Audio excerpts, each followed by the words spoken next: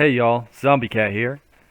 Today we're going to take a look at a mod called The Lion and the Lilies, a 100 Years War mod. It's created by Torngasuk. And this is a pretty interesting mod. It gives us a later start date of 1337. And it's at the time of the 100-Year War, which is a war of succession for the French throne between England and France. And in actuality, in the real world, this war lasted about some 116 years.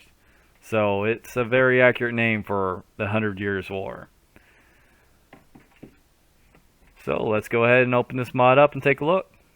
Now, one thing I would like to point out is when I downloaded it, it threw up this little exclamation point saying that this mod requires game version 1.0.2. And currently, Crusader Kings 3 is at version 1.0.3. I've played around with it a little bit. I haven't seen any issues. I'll kind of point out a few little odd things I've seen, but for the most part, I believe this game will play without much trouble. Still, you might not want to do an Iron Man campaign with it, and just that way you have save files you can go back on in case of any problems.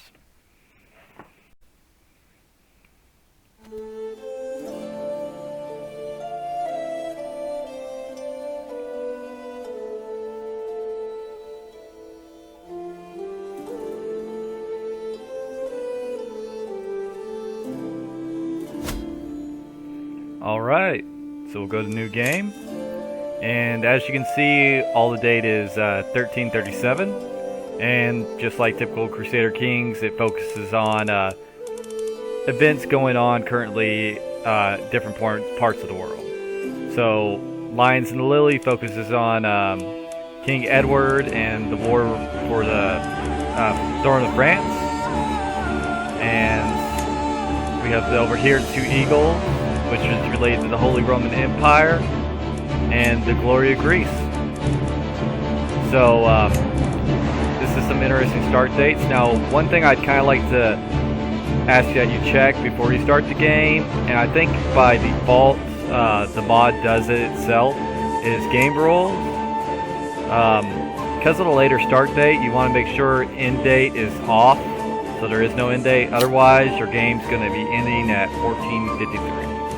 So that's kind of make it a pretty quick game, and yeah, you probably don't want that to happen and be a surprise to you.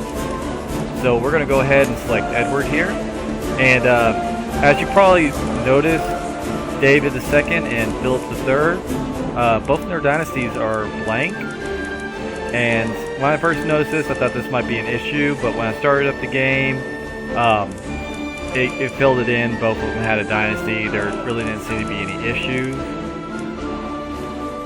So we'll go ahead and start.